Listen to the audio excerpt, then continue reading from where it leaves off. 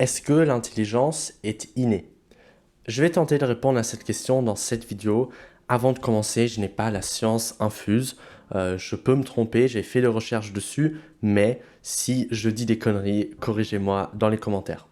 Donc, premièrement, du coup, ce qu'il faut comprendre, c'est que oui, il y a une part de génétique dans l'intelligence. Par contre, ça ne veut pas dire que si on part, entre guillemets, avec une mauvaise génétique, on ne peut pas nous-mêmes devenir intelligent. En fait, il faut voir ça comme le sport. C'est-à-dire que dans le sport, eh bien, il y a des personnes qui naissent avec une génétique qui dépasse tous les autres. Ils peuvent soulever, aller à la salle une fois par mois et quand même être plus musclés que quelqu'un qui a une génétique moindre.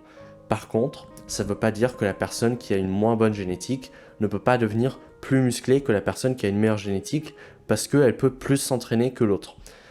Et en fait, en intelligence, c'est pareil. C'est-à-dire que on a, oui, une part de génétique, mais ça ne veut pas dire qu'on ne peut pas augmenter son intelligence. Ça veut tout simplement dire que on part peut-être pas sur le même niveau, mais qu'en faisant les bonnes actions, en tout simplement en mettant en place les bons efforts, eh bien, on va réussir à pouvoir augmenter son intelligence. Et après, en fait, le problème, c'est que il faut aussi définir ce que c'est l'intelligence. Parce que si quelqu'un dit l'intelligence, c'est uniquement ta capacité à faire des maths ou c'est uniquement ta capacité à réussir à l'école, et bien là, je trouve que c'est une définition d'intelligence qui est absolument biaisée. Il peut y avoir des gens qui ont un génie créatif, mais qui sont absolument nuls à l'école. Donc en fait, moi je pense que l'intelligence, c'est tout simplement quelque chose de subjectif à chacun. Par contre, oui, on peut augmenter son intelligence, tout comme on peut la diminuer.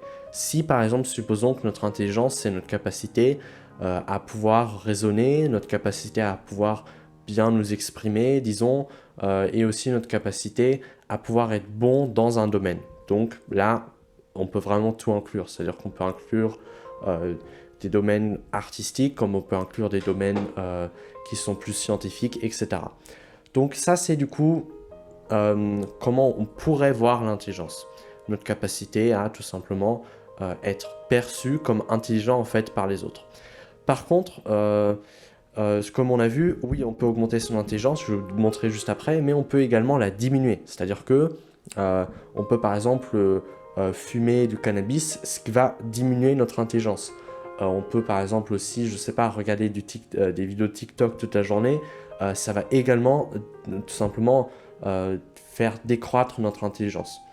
Donc en fait, il ne faut pas se préoccuper en fait de euh, notre intelligence de base, entre guillemets, mais surtout de qu'est-ce que l'on fait actuellement pour devenir plus intelligent. Parce que notre cerveau, c'est quand même, il est quand même, en fait, il a été conçu pour s'adapter. Donc si toute la journée on regarde BFM TV et touche pas à mon poste, notre cerveau va s'adapter à ça et va prendre à nouveau le, entre guillemets, le quotient intellectuel de ce qu'il regarde. Alors que si tu passes ta journée à méditer, à lire, à faire du sport ou euh, à faire des activités qui ne sont pas nocives pour ton cerveau, eh bien ça va augmenter ton intelligence ou au moins ne pas la faire descendre. Donc ça, c'est un point qui est super important, c'est-à-dire que l'intelligence, oui, elle peut s'augmenter comme on peut la diminuer. Maintenant, comment concrètement devenir plus intelligent? J'ai recensé du coup, j'ai lu même des biographies et j'ai recensé des habitudes des plus grands génies de l'histoire. J'ai évidemment aussi fait des recherches sur ce qui a fonctionné sur moi, ce qui a fonctionné pour les autres. Et du coup, j'ai recensé tout ça dans une vidéo que tu peux regarder juste ici, qui va t'apprendre à devenir plus intelligent, même si cette notion est subjective.